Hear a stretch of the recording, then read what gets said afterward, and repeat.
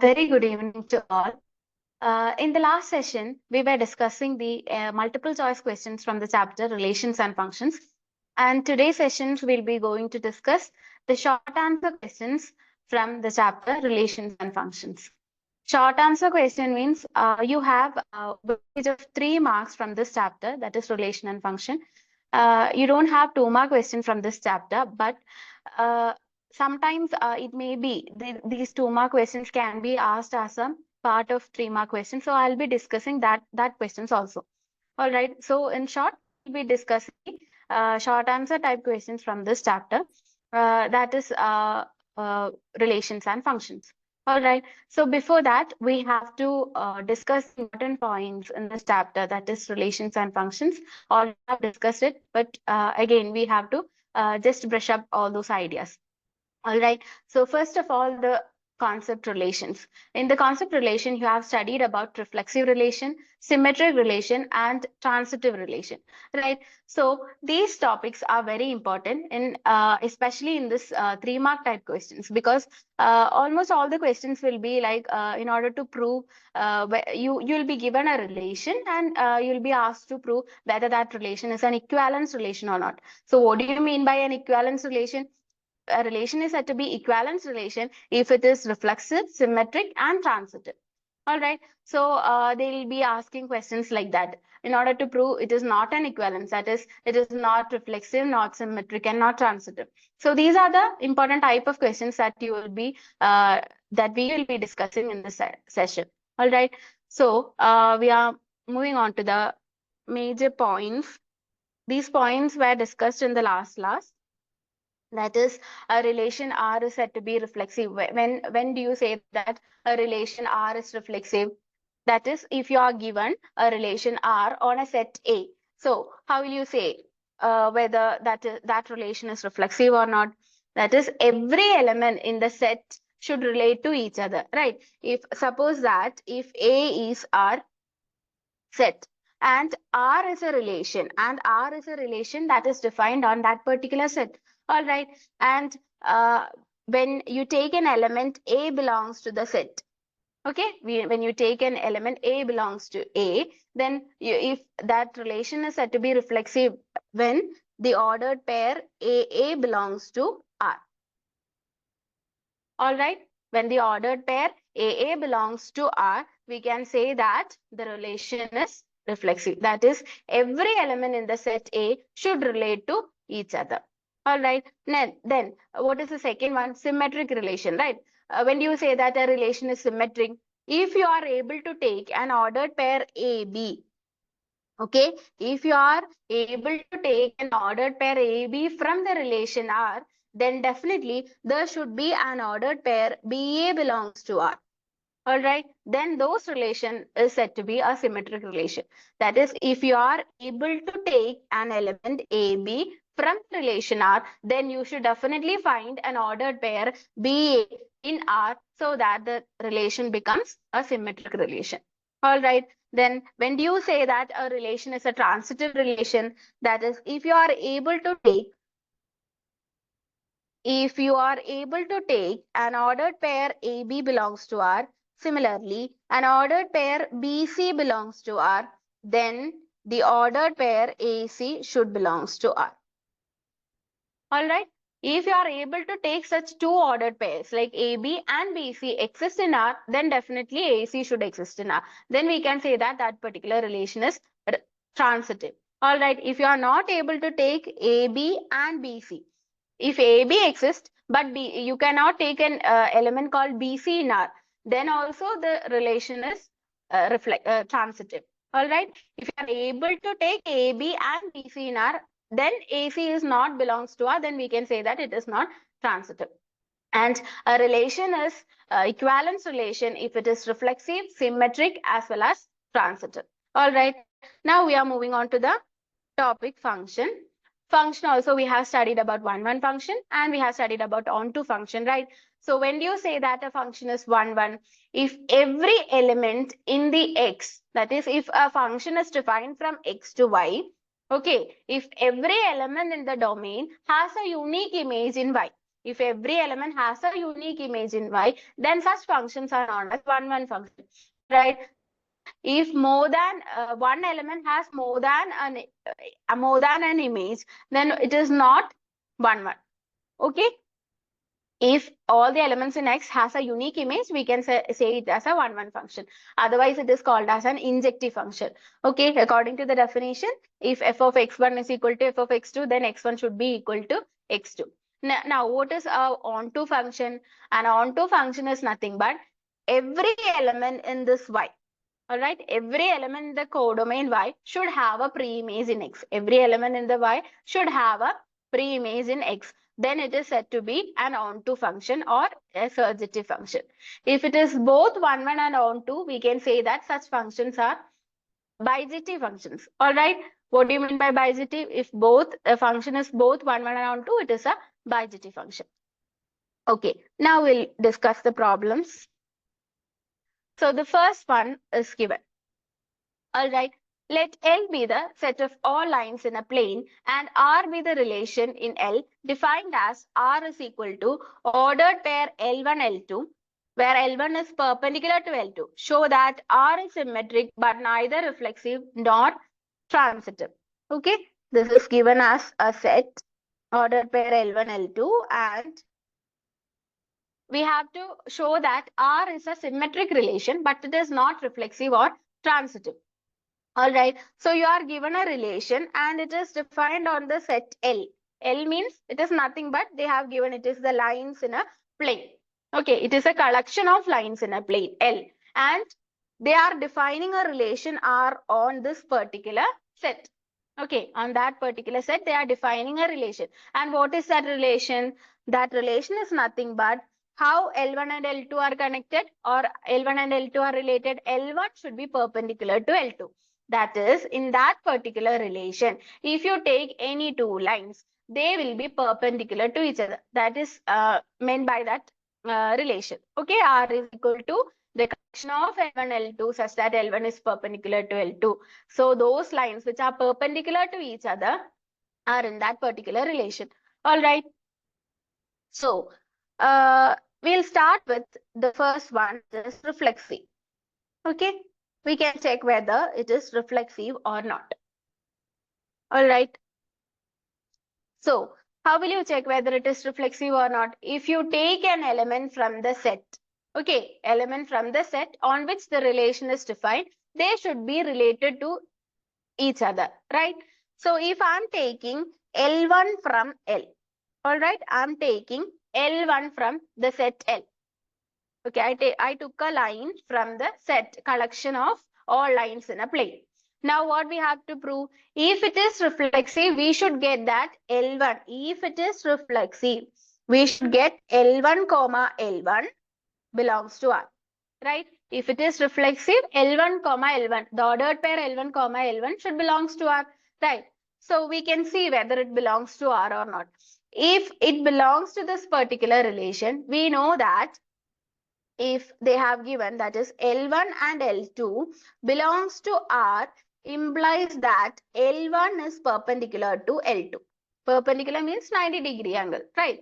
So L1 will be perpendicular to L2 if L1, L2 belongs to R.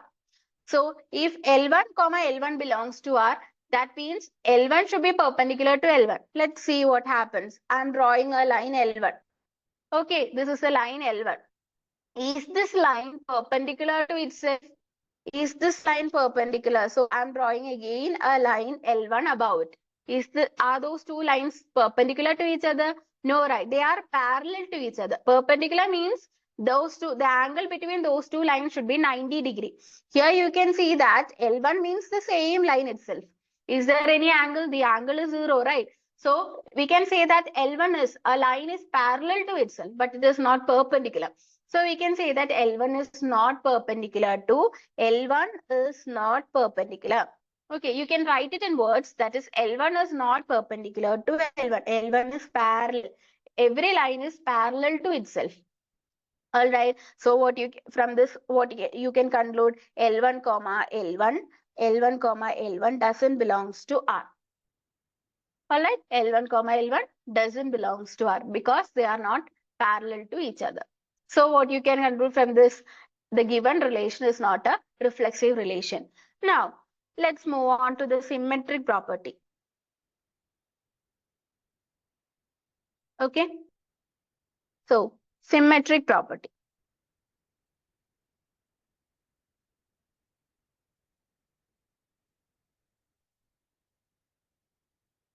So how will you prove that a relation is symmetric? A relation is symmetric if A comma B element of R, which implies B comma A element of R.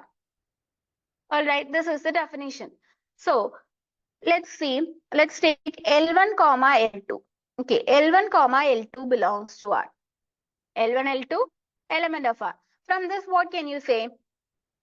According to the relation, if L1, L2 belongs to R, L1 is perpendicular to L2, right? So we can write L1 is perpendicular to L2. L1 is perpendicular to L2. All right. From this, can't you say that L2 is perpendicular to L1 also? I'm drawing L1 here and L2 here. Okay, from this figure, you know that L1 is perpendicular to L2, which means you can also say that L2 is perpendicular to L1, right? The angle difference between those two lines is 90 degree. So from this, you can say that ordered pair L2 comma L1 also belongs to R. Ordered pair L2 comma L1 also belongs to R. All right. So we can conclude that the given relation is a symmetric relation. Okay, it is not reflexive, but it is a symmetric relation. Now, we are moving on to the third part. That is, we have to check whether it is transitive or not. All right, third part is transitive. So that for that we need two ordered pair, right? So I'm taking that is if we know that if it is transitive, if AB element of R and ordered pair BA element of R, then this implies, sorry, BC element of R, then this implies ordered pair AC element of R. Okay, if a relation R is reflexive, this is the definition. So we need two ordered pair for that. So I'm taking L1 comma L2 element of R. Similarly, L2 comma L3 element of R. So we got two ordered pair. Now we have to check whether it is whether L1 comma L3 element of R. So if L1 comma L2 element of R, from this we can write that L1 is perpendicular to L2. And from this L2 comma L3 element of R, we can write that L2 is perpendicular to L3. It is according to the definition of the relation. All right. So from this, can you say that L1 is perpendicular to L3? Just draw the figure. This is L1 and this one is L2. Now let this line be L3. All right. That is L1 is perpendicular to L2. First one. Now we know that L2 is perpendicular to L3. So I draw a L3 like this. So these two are perpendicular. L2 is perpendicular to L3. Similarly, L1 is perpendicular to L2.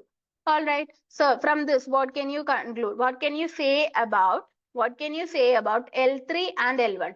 L3 and L1, are they perpendicular to each other? No, they are parallel to each other. L1 and L3 are parallel to each other. From this we get that L1 is parallel to L3.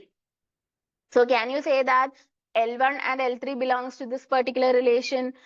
If the ordered pair belongs to that particular relation, it should satisfy this condition. That is, they should be perpendicular to each other. But here you can see that L1 and L3 are parallel to each other. So does that belongs to that relation? No. So from this we can conclude that L1 comma L3 doesn't belongs to R. L1 comma L3 doesn't belongs to R. All right. So it is not a transitive relation. So it is a symmetric relation, but it is not reflexive or transitive. All right. So we are moving on to the second question of this chapter. That is also again from the relations itself. Dealing 5 questions from relations and 5 questions from functions. So the second question is, prove that the relation R in the set of integers Z given by R is equal to the set of all ordered pair xy such that 2 divides x minus y is an equivalence relation.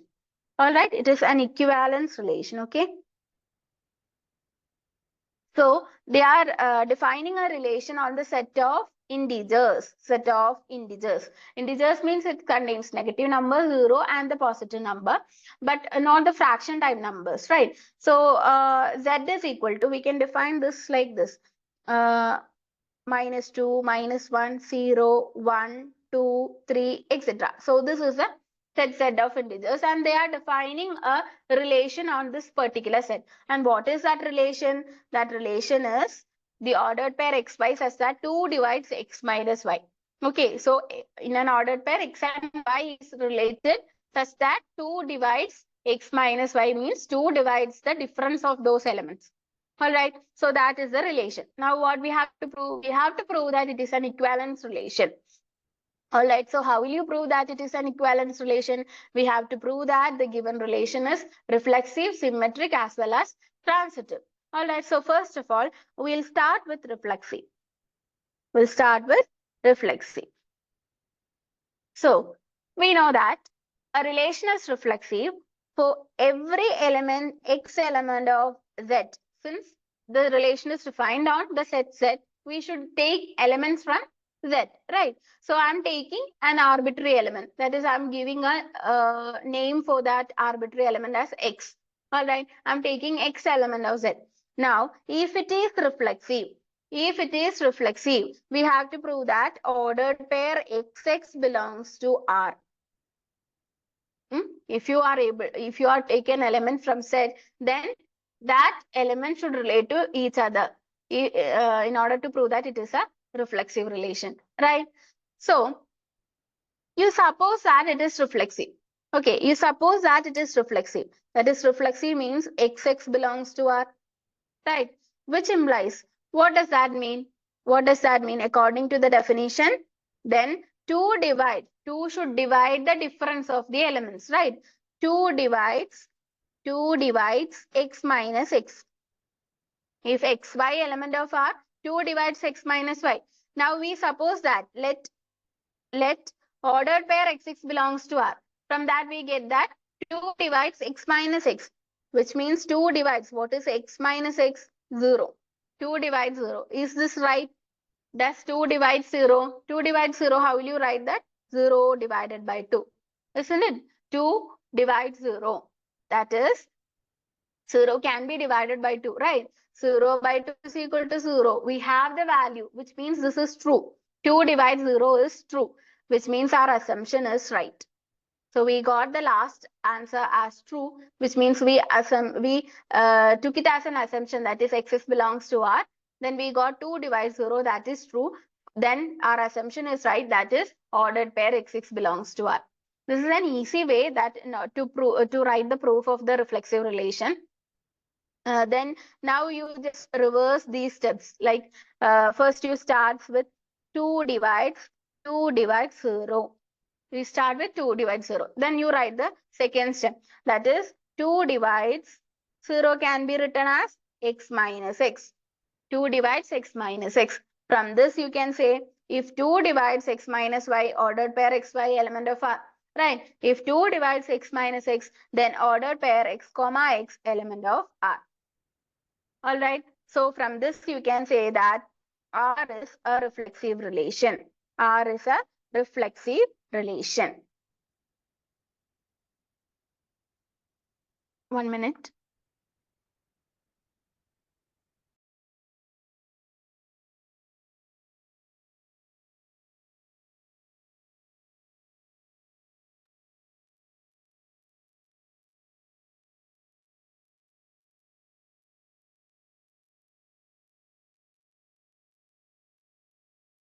Now we have to prove that it is a symmetric relation. So how will you prove that it is a symmetric relation? If it is a symmetric relation, if AB element of R, then BA should element of R. Okay, this is the definition of a symmetric relation. So let's see. Let's take two elements from the relation. That is, let x comma y element of R. Suppose that x ordered pair xy element of R. From this you get that 2 divides 2 divides x minus y. 2 divides x minus y. If xy is an element of R, then 2 divides x minus y, which implies, can't you write this as 2 divides y minus x? Isn't it? If 2 divides x minus y, then 2 divides y minus x also. We'll consider it with an example. Okay, if 2 divides 16, then 2 divides minus 16 also, right? That is 16 by 2 is equal to 8, which means 16 can be divided by 2 or 2 divides 16. Similarly, minus 16 by 2 is equal to minus 8, which means minus 16 can be divided by 2 or 2 divides minus 16. All right. So that is, if 2 divides a number, then 2 divides its negative number also. Similarly, if 2 divides x minus y, so we can write 2 divides y minus x, which implies, from this you get that if 2 divides x minus y, x comma y is an element of R. Here 2 divides y minus x, which means first element is y and second element is x. So ordered pair yx element of R. Ordered pair yx element of R. Therefore, R is a symmetric relation. R is a symmetric relation. R is a symmetric relation. All right. Now we are moving on to the third part. What is the third part? In order to prove it is a equivalence relation, we have to show that it is a transitive relation also. So first of all, if you start writing this question, you have to write that to prove it is an equivalence relation, it should be reflexive, symmetric, and transitive. Then you write the proof of, starting with the proof of reflexive, then symmetric, then transitive, and conclude it by saying that if it satisfies the three conditions, that is, the relation is equivalent, relation is reflexive, symmetric, and transitive, then you conclude that the given relation is an equivalence relation. All right. So we are moving on to the third part, that is transitivity. Okay. So when do you say that a relation R is transitive? If you are able to take ordered pair AB element of R and ordered pair B comma A element of R, then you should find an ordered pair AC element of R. All right. So this is a conditional transitive relation. Now I'm going to take two elements from this relation, that is, let xy element of R and ordered pair y comma z element of R. Ordered pair y comma z element of R. If xy is an element of R, then from the definition you can write, that is, xy element of R implies, what does that mean? 2 divides the difference, right? 2 divides x minus y. 2 divides the difference of the elements in the ordered pair. If y comma z is an element of R, that implies 2 divides the difference of the elements in the ordered pair. 2 divides y minus z. 2 divides y minus z. So can you say 2 divides x minus y plus y minus z, because x minus y can be divided by 2. Similarly, y minus z is also divided by 2. All right, that is, y minus z is also divided by 2, which means their sum that can also be divided by 2, right? Both these numbers can be divided by 2, means their sum can also be divided by 2. All right. So we can say that, is, with an example, if you say, if x minus y is 4, 4 can be divided by 2. And if y minus z is 6, 6 can be divided by 2. Isn't it? Then their sum, 4 plus 6, that is equal to 10. 10 can also be divided by 2. All right. That is what we have said in terms of variables. 2 divides their sum also, addition also. Which means from this you can see that minus y and plus y can be eliminated, right? Minus y and plus y, which means this implies 2 divides x minus z. 2 divides x minus z. Therefore, this implies if 2 divides x minus z, the difference, then the ordered pair x z element of R. Then the ordered pair x z element of R. Alright. So from this, what you can conclude? It is a transitive relation. It is a transitive relation. So it satisfies all the three conditions. That is, it is reflexive, symmetric, as well as transitive. So we can say that it is an equivalence relation. Alright. So we are moving on to the third question.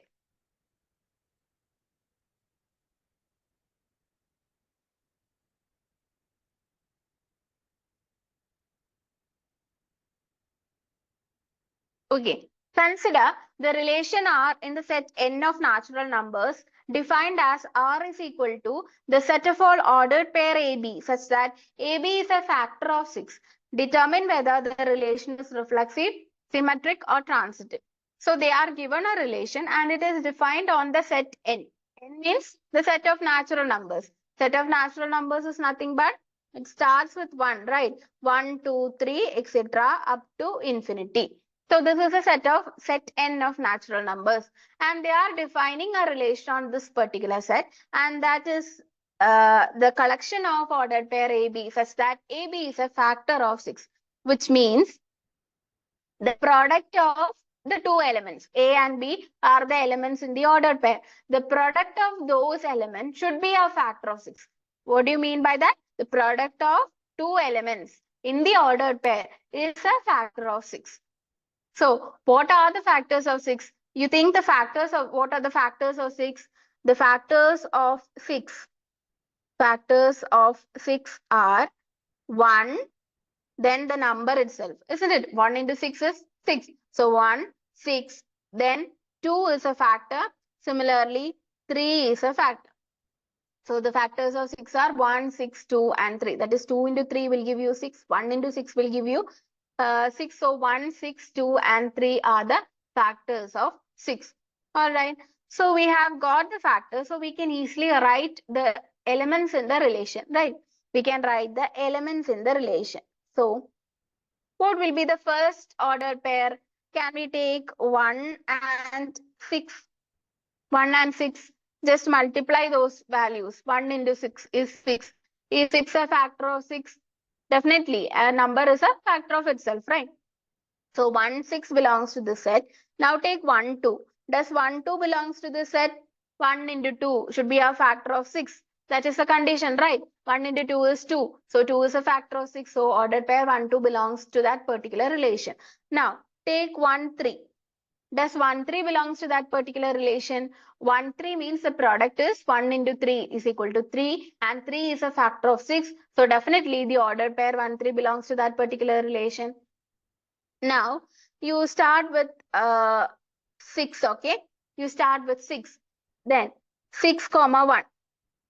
Is 6 comma 1 an element of R? Definitely, because 6 into 1 is 6. So 6 is a factor of 6. So we can say that is an element of R. Now, can you take 6 and 2? Can you take ordered pair 6, 2? Or if you take ordered pair 6, what will happen? The product 6 into 2 is 12. 12 is not a factor of 6. It is a multiple of 6. Okay, 12 is a multiple of 6, but it is not a factor of 6. We can't divide 12 12 by 60, 6 by 12. All right.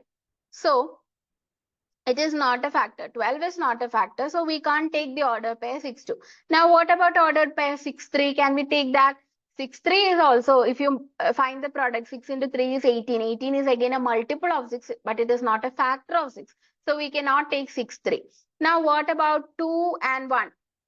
We can take it, right? 2 into 1 is 2. So we can take that element. And what about 2 and 3? 2 into 3 is 6. 6 is a factor of 6. So we can take that also. Now what about 3, 1? We can take 3, 1, right? 3 into 1 is 3. 3 is a factor. We can take 3, 2 also. Because 3 into 2 is 6. 6 is a factor of 6. Now can we take 3 and 6? We can't take. 3 and 6's product is 80. So these are the elements of this particular relation. isn't it? These are the elements of this particular relation. Now, is this relation reflexive? For a relation to be reflexive, if you take any element from this particular set on which the relation is defined, they should be related to each other.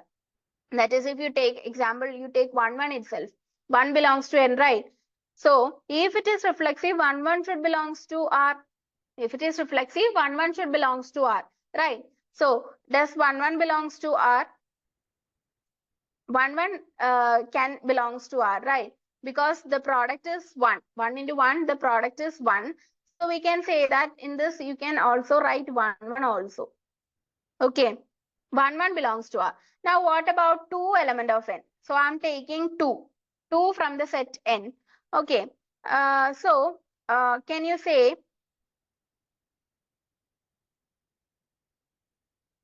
one minute.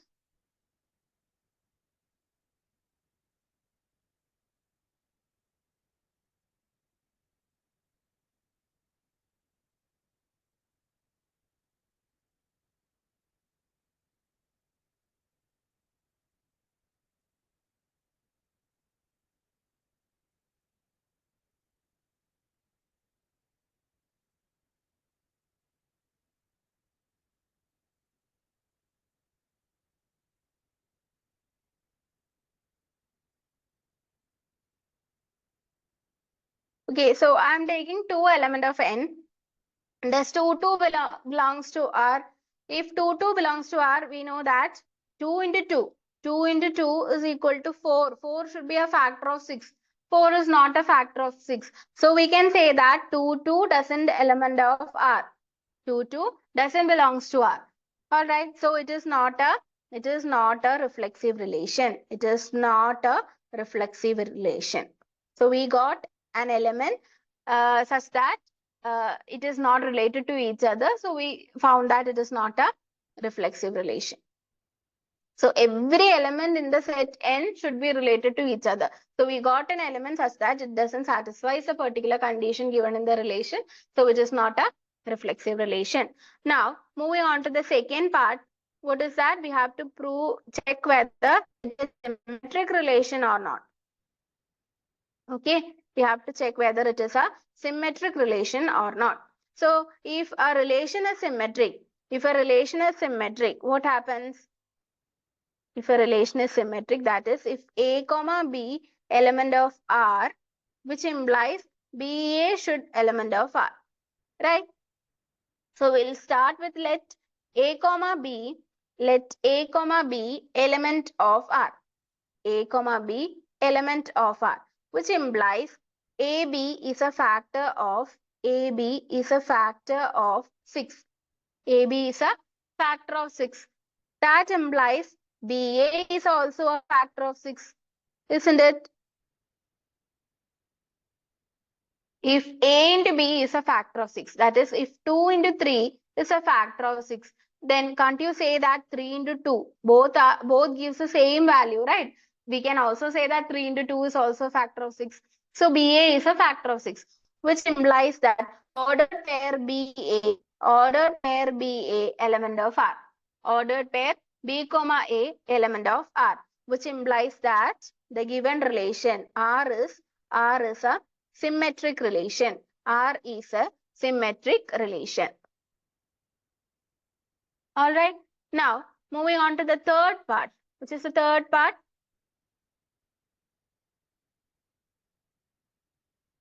Third part is nothing but we have to check whether it is a transitive relation or not. Transitive. So we know a relation is said to be transitive if you are able to take two ordered pair AB belongs to R and BC belongs to R, which implies AC element of R. All right. So in the relation that is defined, we know that we'll again write the ordered pair. Okay, that is 1 2 1 3 1 6 1 1. Then 2 1 will be there. Then 2 3 will be there. Then 3 1 then 3, 2 will be there, then 6, 1 will also be there, right? So let's take two ordered pair. Let's take 2, 3 element of R, and if you take 2, 3 element of R, you should check whether there is an ordered pair that starts with 3.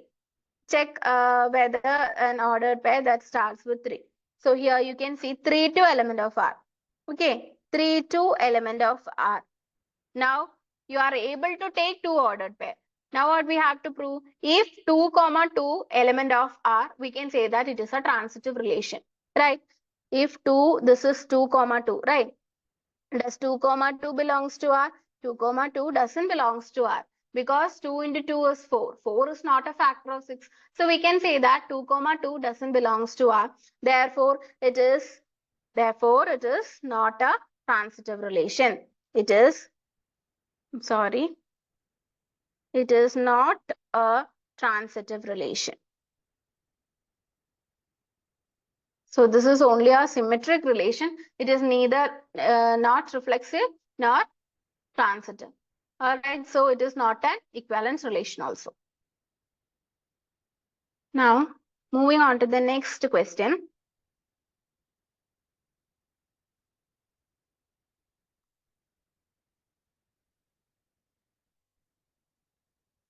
Okay, check whether the relation R in the set 1, 2, 3, 4, 5, 6, defined as R is equal to the collection of ordered pair AB such that B is equal to A plus 1 is reflexive, symmetric, or transitive. All right.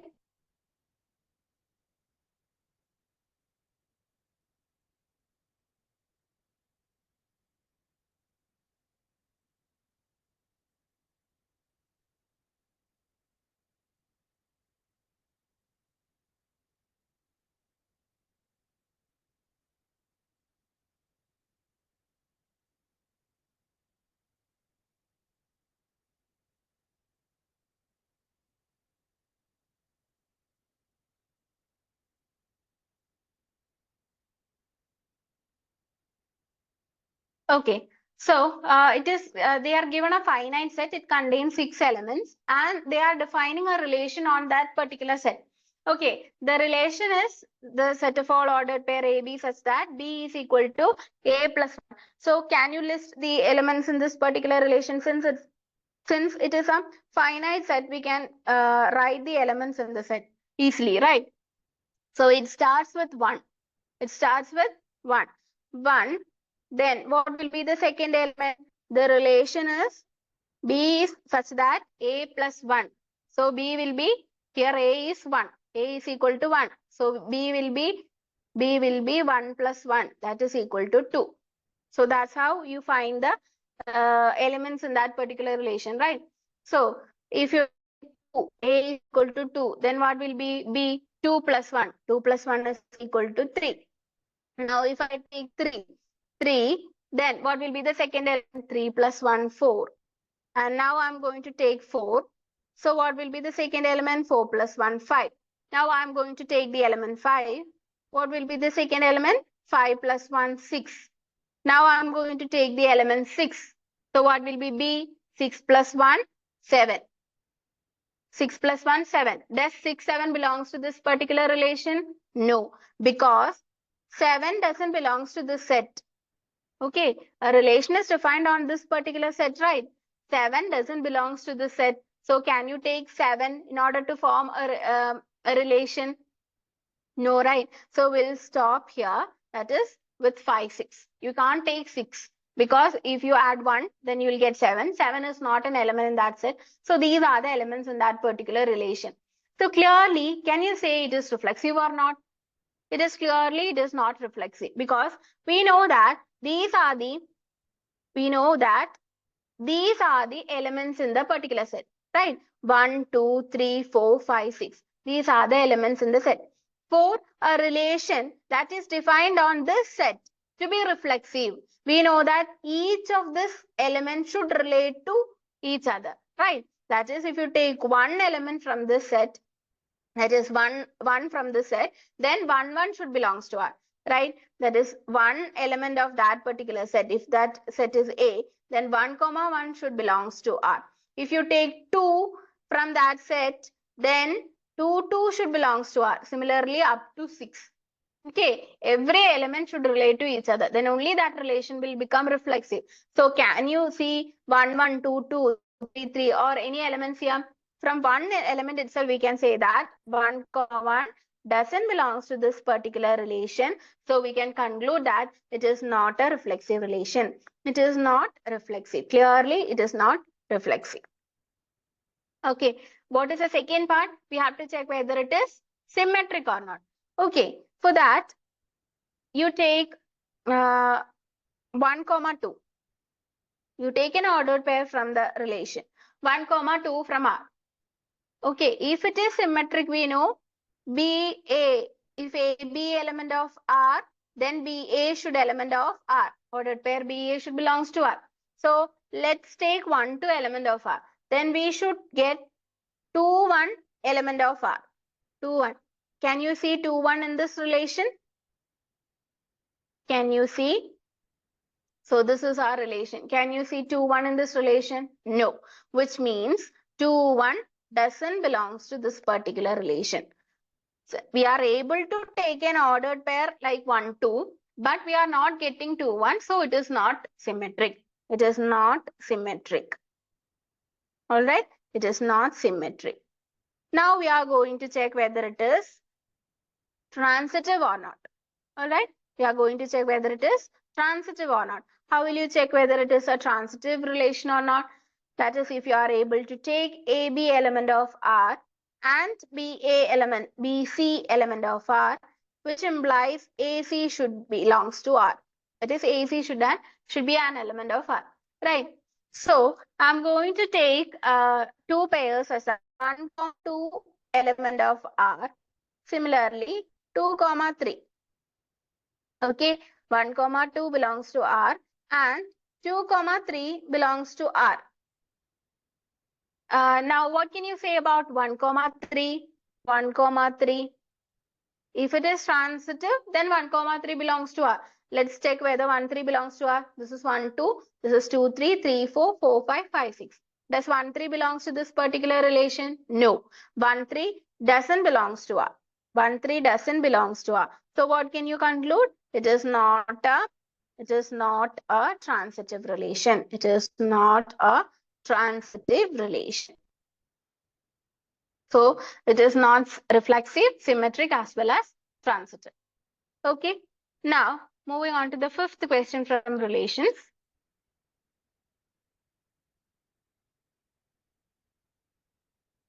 Show that the relation R in the set R of real numbers defined as R is equal to the set of all AB such that A less than or equal to B square is neither reflexive nor symmetric nor transitive. All right. They have already given that it is not reflexive, it is not symmetric and transitive. We have to just show that the relation doesn't satisfy all the conditions of reflexive, symmetric as well as transitive. Okay, that is, we have to prove that it is not an equivalence relation. All right, so first we'll start with reflexive. Okay, so we know that again, if we are able to take an A element of R, okay, they are defined in the set R of real numbers, right? R of real numbers, then AA should belongs to R. Okay, AA should belongs to R. So what do you mean by AA should belongs to R? It should satisfy the condition of the relation. What is the condition of the relation? If AB belongs to R, AA should be less than or equal to B square. Similarly, if AA belongs to R, implies A should be less than or equal to A square, right? So you have to check whether this condition is satisfied by the relation, by the element A. Okay, the condition of the relation is satisfied by the element A. That is, we have to check whether this is true or not. Okay, A less than or equal to A square is true or not. For that, take elements from the set of real numbers. We know the set of real numbers, right? It includes fractions, then the whole numbers, integers, etc. Right? It contains all the numbers. So just randomly take different numbers. So we'll start with 1 itself. Okay, so 1. I'm taking one element of R. Now, does 1, 1 belongs to R? 1, 1 belongs to R implies it should satisfy the condition 1 less than or equal to 1 square. That is 1 less than or equal to 1. It is true. 1 is equal to 1. So this condition is satisfied by 1. Now take 2 element of R. Is that satisfying? Then 2 element of R implies 2 should be less than or equal to 2 square. That is 2 is less than or equal to 4. 2 is less than or equal to 4 means it is right. So we can say that 2 comma 2 belongs to R. 2 comma 2 belongs to R. Now what about a fraction number? That is, you consider the element 1 by 2. This also belongs to R, right? R contains all the numbers. So 1 by 2 also belongs to R. Now check whether this satisfies that particular condition. How will you check? That is, you check, put in this condition. That is, here A is equal to 1 by 2. 1 by 2 is less than or equal to 1 by 2. What is 1 by 2 square? 1 by 2 square. 1 by 2 square is nothing but 1 by 2 less than or equal to 1 by 4. 1 by 2 the whole square is 1 by 4, right? And 1 square is 1 and 2 square is 4. So it is 1 by 4. Is this true? 1 by 2 is less than or equal to 1 by 4. 1 by 2 is larger than 1 by 4, right? 1 by 2 is greater than 1 by 4. So this condition is not true. 1 by 2 is not less than or equal to 1 by 4. So we got an element from R such that the condition of reflexivity is not satisfied by the particular element. Okay, so we can say that it is not reflexive because for a relation to be reflexive, every element in the set should satisfy the condition. So we got an element that does not satisfies the condition or that violates the condition. So we can say that from this you get that 1 by 2 comma ordered pair 1 by 2 comma 1 by 2 doesn't belongs to R. Even though 1 by 2 belongs to the set of real numbers, it doesn't belongs to the relation. So we can say that it is not a reflexive relation. All right, it is not a reflexive relation. Now we have to prove that it is not symmetric. Okay, so we are moving on to the second part. That is, we have to prove that it is not a symmetric relation. Again, take any ordered pair from the relation. That is, let 2 comma 3 belongs to R. 2 comma 3 is an element of R, which implies, according to the definition, we can say that 2 is less than or equal to 3 square, right? Which implies 2 less than or equal to 9. It is true. 2 is less than 9. Now, the reverse, that is 3 2 element of R. Does it satisfy the condition 3 less than or equal to 2 square? Okay, first element should be less than or equal to the square of the second number. So here first element is 3 and second element is 2. So 3 is less than or equal to 2 square, which implies 3 is less than or equal to 4. Is that right? 3 is less than 4. So this is also right. So we can say that we can conclude that it is symmetric. We will check with other number also. Okay, every ordered pair should satisfy the condition, right? So just find an ordered pair which violates the condition. Then we can say that it is symmetric. Already given that it is not symmetric. So just find an ordered pair that does not satisfy that particular condition. So here I am going to take 2, 5. Okay, I am going to take 2, 5 because you know that 2 square is 4.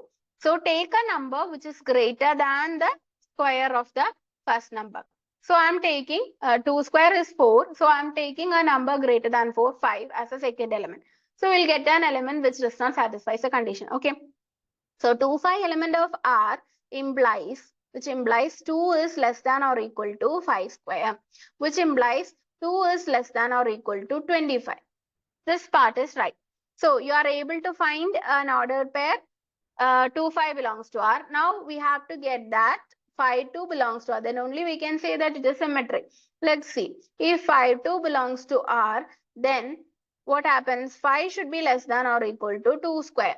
5 should be less than or equal to 2 square, which implies 5 is less than or equal to 4. Is this right?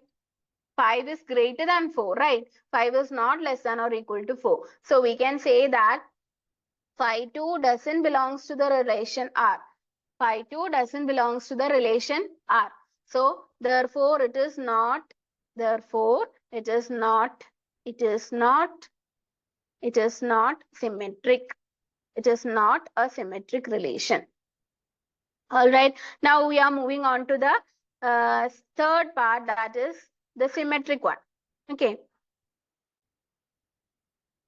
Sorry, the transitive. Transitive. Okay, I'm taking two elements, 1, 2 element of R and 2, 3 element of R. So let's see. 1 less than or equal to 2 square, that is 1 less than or equal to 4, and 2 less than or equal to 3 square, which implies 2 is less than or equal to 9. Okay. From this, can you say 1, which implies 1 is less than or equal to 9, right? 1 is less than or equal to 9. Okay, so which implies 1 is less than or equal to 3 square, which implies ordered pair 1, 3 element of R. Okay, so we got an ordered pair which satisfies the transitive condition. Now let's see another ordered pair. Okay, let's take 2 comma minus 2 belongs to R and minus 2 comma minus 1 belongs to R. Consider these ordered pair. Let's see. Okay, from this you get 2 less than or equal to minus 2 the whole square. That is 2 less than or equal to 4. From second one you get minus 2 less than or equal to minus 1 the whole square. That is minus 2 less than or equal to 1. That is also true. Minus 2 is less than 1. 2 is less than 4. Now what about 2 less than or equal to 1? 2 less than or equal to 1. Is that right? It is not right. 2 is greater than 1. So we can say that 2 comma 1 doesn't belongs to 2 comma 1 doesn't belongs to R. 2 comma 1 doesn't belongs to R. So it is not a transitive relation. All right. So these are the important questions from relations. Now we are moving on to the function part.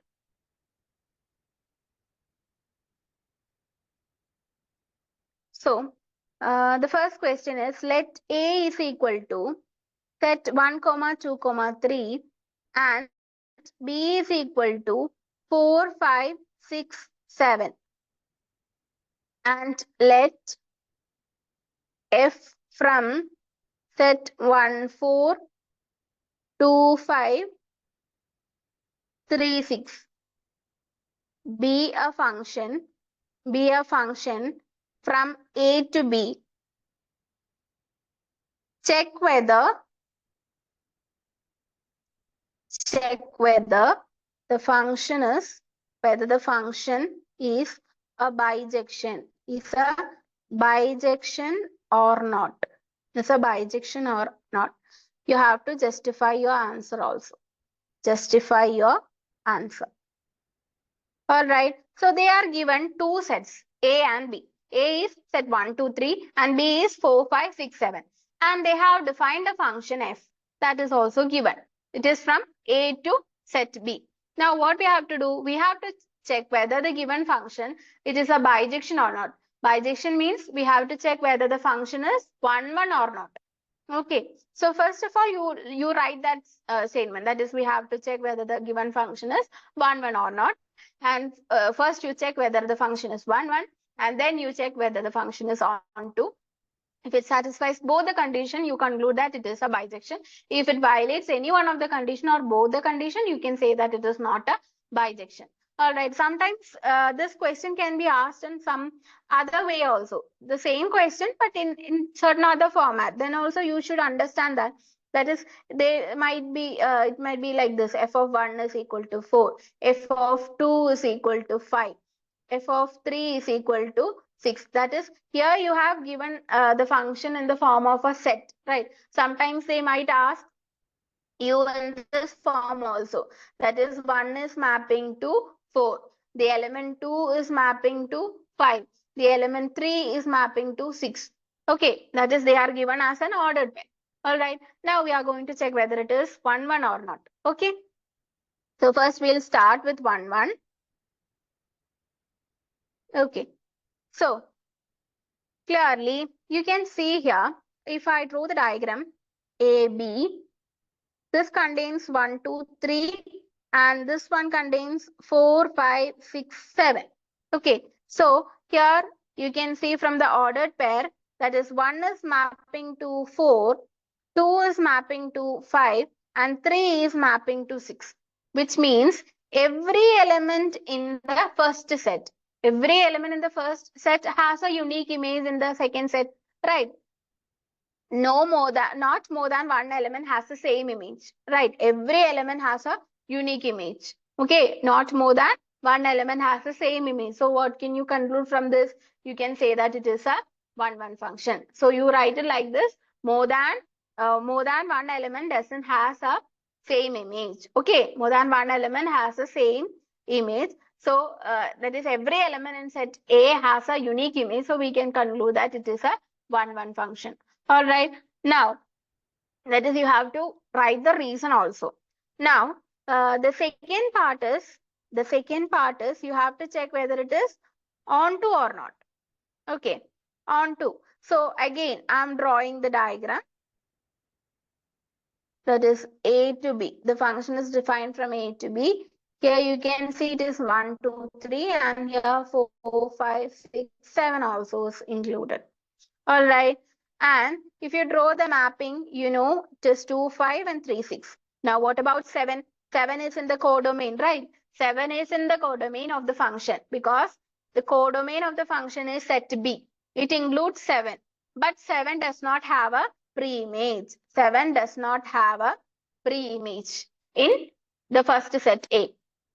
That is, 7 does not have a pre-image in the domain, which means there exists an element which does not satisfy the condition of onto, right? What do you mean by an onto function? Every element in the codomain should have a pre-image. So we have got an element 7 which does not satisfy the condition because 7 does not have a pre-image. So what you can conclude? You can conclude that the function is not onto. Okay, if the function is onto, then the codomain should be equal to range of the function. Okay, what do you mean by range? Range is the collection of all the images of the function, right? Here, the range is equal to the collection of the images means 4, 5, 6. Only these elements has mapping. So 4, 5, 6 is the range. But what about codomain? Codomain is equal to 4, 5, 6 and also 7. But 7 does not have a pre-image. So we can say that it is not an onto function. All right. Now, moving on to the next question.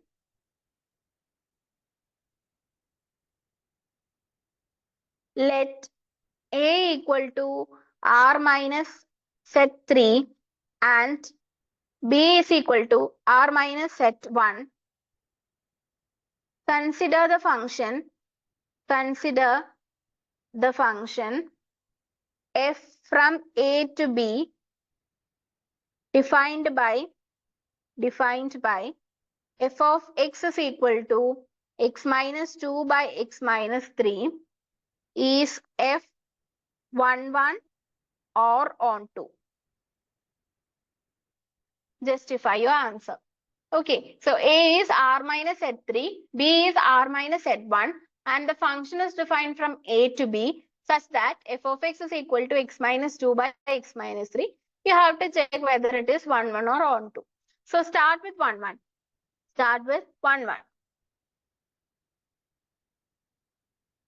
Okay, so you know that if f of x1 is equal to f of x2, then which implies x1 equal to x2.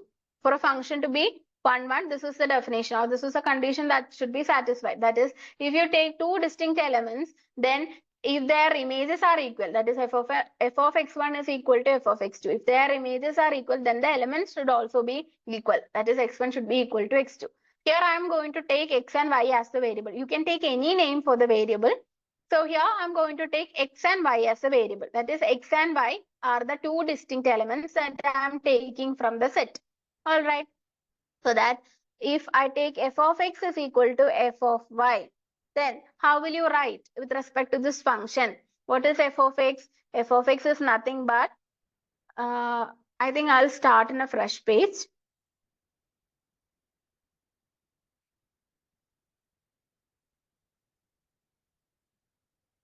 Okay, so f of x is equal to f of y. And we know f of x is nothing but x minus 2 by x minus 3. X minus 2 by x minus 3. Right? So here you can write instead of f of x as x minus 2 by x minus 3. What about f of y? Instead of this x, you write y. Okay, in the place of x, you put the variable y. So y minus 2 by y minus 3. Now cross multiply these. On cross multiplying like this, you get x minus 2 into y minus 3 is equal to y minus 2 into x minus 3. Okay, so by multiplying each term, you get xy minus 3x. Then you multiply these two. Okay, I hope you know this type of multiplication. That is removing brackets. Minus 2y, then minus 2 into minus 3 is plus 6. Now this is equal to again these two. That is x into y minus 3 into y is minus 3y. Minus 2 into x is minus 2x. Then minus 2 into minus 3 is plus 6. Alright. Now you can cancel this plus 6 and plus 6. Then similarly xy and xy can be cancelled. The remaining is equal to 3y minus 2x. Now take all the x together. If you take all the x together, what happens? Minus 3x, then minus 2x when you take here, it will become plus 2x. That's equal to minus 3y. Then minus 2y, if you take it to the other side, it will become plus 2y. All right. So you get minus x is equal to minus y. Minus x equal to minus y, which implies x equal to y. Therefore, f is 1, 1. All right. We started with f of x equal to f of y, and now we got that x is equal to y. So we can conclude that the function is a 1, 1 function. All right. Now we have to prove that it is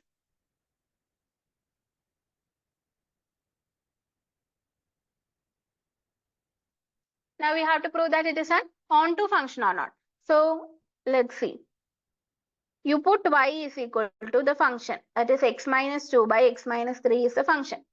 Okay, y equal to x minus 2 by x minus 3. Now find the value of x from this. How will you find? You just cross multiply.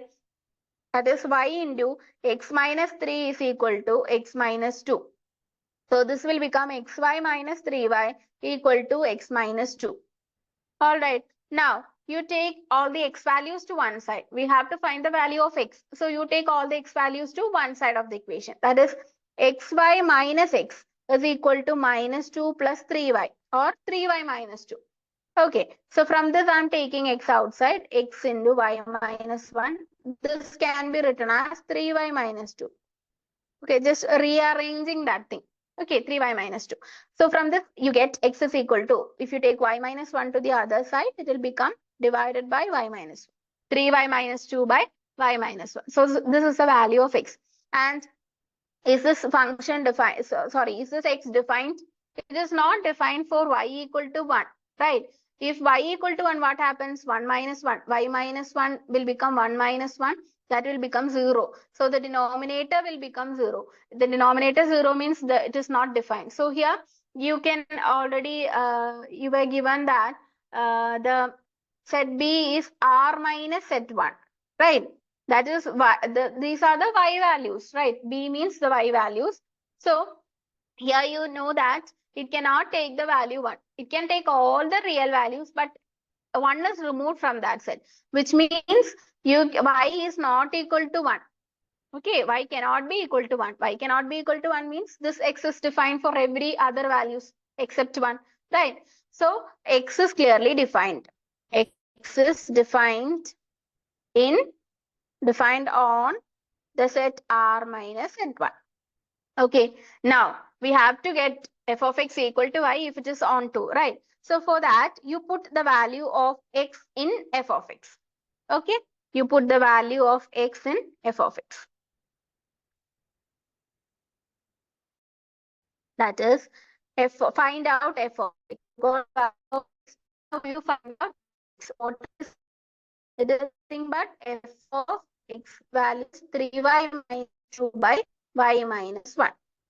Okay, So we know the function is x minus 2 by x minus 3. Here you have got x as 3y minus 2 by y minus 1. Okay. So you put the value x in the place of function, in the place of x, the function. Okay. That is, instead of x, I am going to write 3 minus 2 by y minus 1. Currently, this is our x. Okay. Minus 2 by 3y minus 2 by y minus 1 minus 3. Now, do the cross multiplication. So, you get 3y minus 2 minus 2 into y minus 1 divided by y minus 1 whole divided by, again, this one also you do the cross multiplication. 3y minus 2 minus 3 into y minus 1 divided by y minus 1. All right. Now, can we cancel these two? These two can be cancelled. So, what will become? 3y minus 2. Okay, 3y, remove the bracket, minus 3y minus 2 minus 2y plus 1 divided by 3y minus 2 minus 3y plus 3. Okay, so from this you get, it is y minus 2 plus 1 is y minus 1 divided by, it is equal to, I'm sorry, here minus 2 into minus 1 will become plus 2, right? So it will get cancelled. I'm really sorry. So this will get cancelled. Minus 2 and plus 2 will get cancelled. Similarly, here you can see that 3y and minus 3y gets cancelled. So 3 minus 2y become y, and minus 2 plus 3 means minus 2, 1. Y by 1 is nothing but y. That is, we started with f of x and we got answer as, that is, f of x is equal to y. So for every x, we got f of x equal to y. That is, every y element has a pre-image, which means it is an onto function. All right, it is an onto function. So it is both 1, 1 and onto. All right. Now we are moving on to the next question. Okay. So consider the function f from closed interval 0 pi by 2 to r given by f of x equal to sin x, and g from closed interval 0 pi by 2 to r given by g of x equal to cos x. Show that f and g are one function.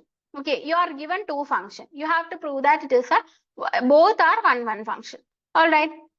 So we know that sin x and cos x, when defined on their actual domain and codomain, that is, it is defined from the domain and ranges R to R, right?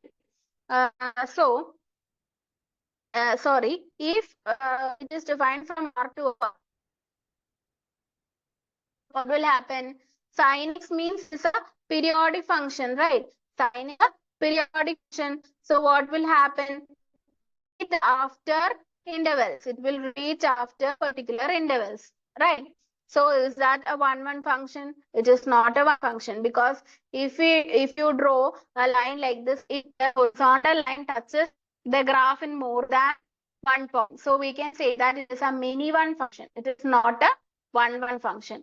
All right, it is not a one function. But here you can see that the domain is restricted. The domain is restricted to closed in 0 pi by 2. All right, the domain is restricted to pi by 2, which means the function is defined on that particular interval only. All right.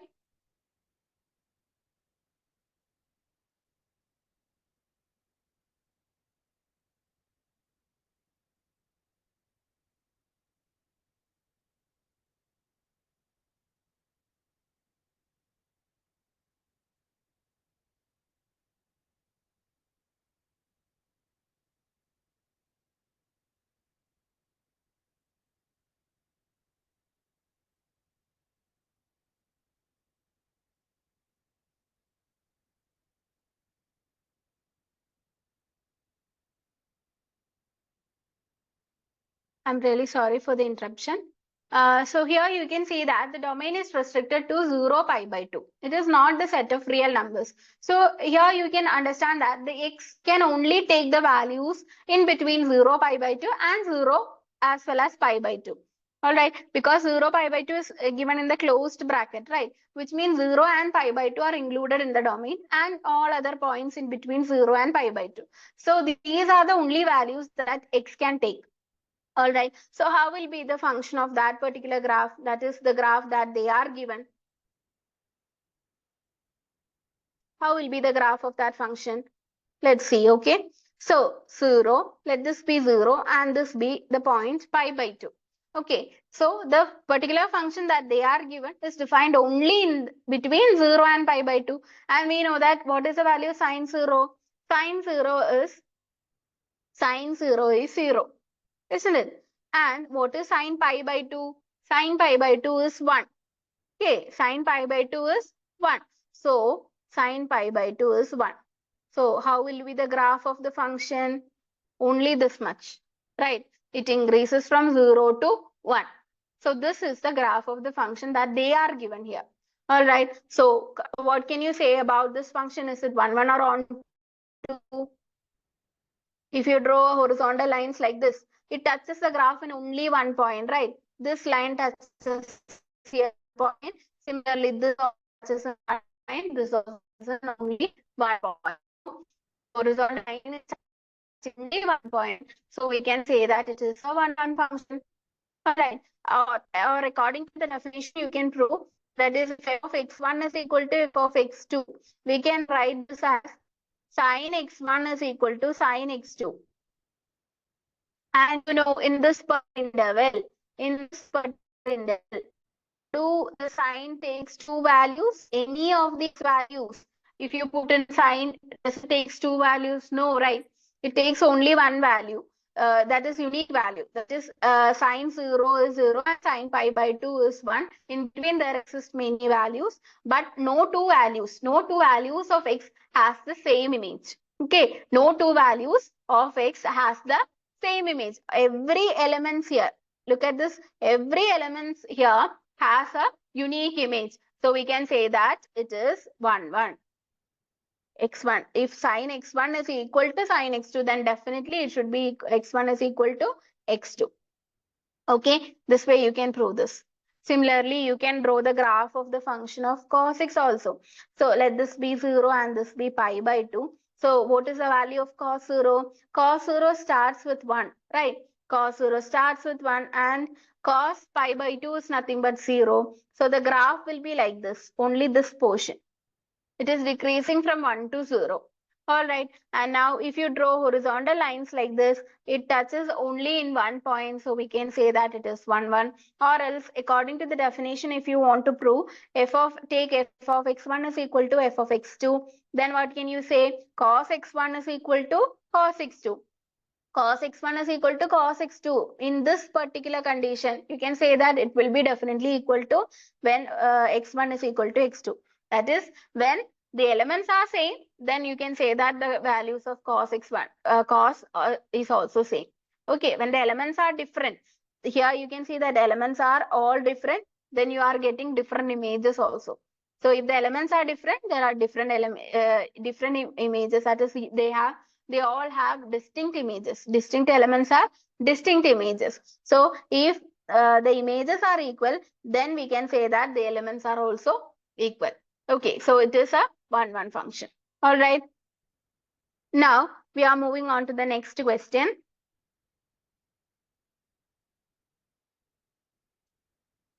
Okay, so you are given a function that is defined from -1, 1 to r. It is given by f of x is equal to x by x plus 2. We have to prove that it is a 1, 1 function. All right.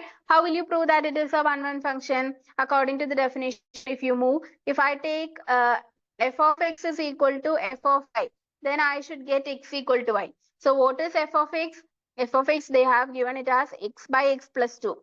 Now, if I take a variable y, okay, so how will you write f of y? You replace this x with y. So y by y plus 2. This is f of y. Now, f of x is f of y means x by x plus 2 equal to y by y plus 2. All right. Now you do the cross multiplication. So what will happen? X into y plus 2 is equal to y into x plus 2. Okay, so this will become xy plus 2x equal to xy plus 2y. So xy and xy gets cancelled, which implies 2x equal to 2y. From this, 2 also gets cancelled, right? So, which means x equal to y, which means f is a 1-1 function. F is a 1-1 function. All right, now we are moving on to the last question of the session. That is, you are given function r to r. It is defined by f of x is equal to 1 plus x square, and x is an element of r. Okay, so it is defined on the set of real numbers. X is an element of r. We have to show that f is neither 1-1 nor onto function. F is neither a 1-1 function or onto function. All right. So how will you prove it is a 1-1 function?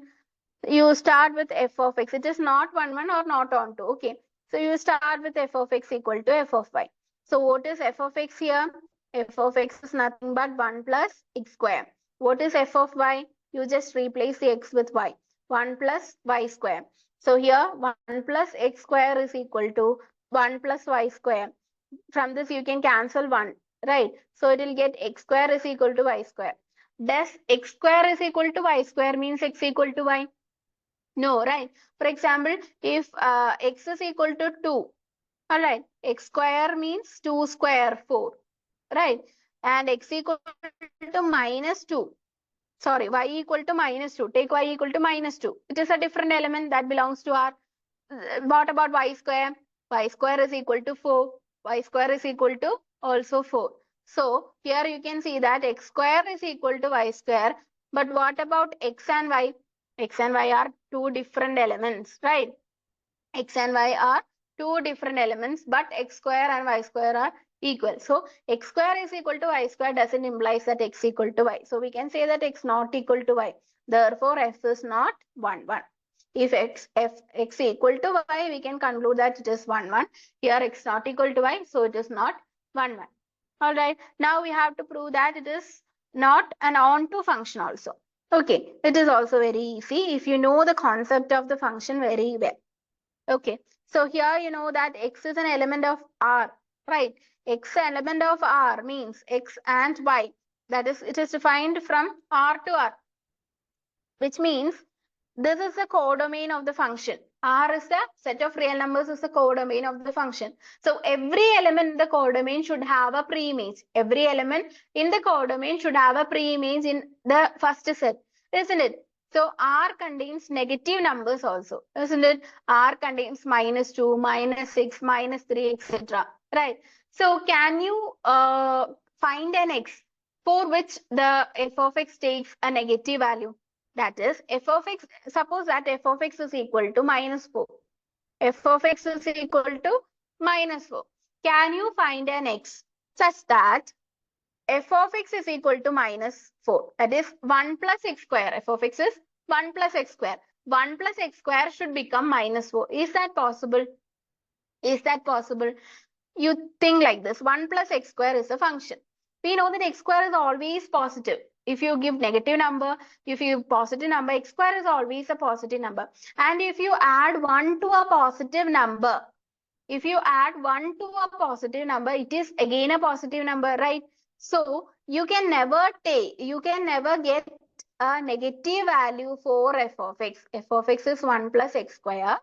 Since 1 plus x square always gives you positive values, you cannot get negative value for f of x. So, but minus values belongs to R. Minus integers also belongs to the set of real numbers. But according to this function cannot take negative value, which means all the negative numbers, okay, all the negative numbers in the real line doesn't have a preimage. Okay, we cannot find an x such that it will get a negative number. So, which means all the negative values doesn't have a preimage, which means it is not an onto function. All right. So, we have proved that the function f is not 1-1 or onto function. Okay. I hope this session was useful to you. So these are the important questions. These include also 2-mark questions, because in order to make the concepts clear, and sometimes it can be asked as a part of a 3-mark question. So these are all important. I hope it was useful to you all. Okay, thank you.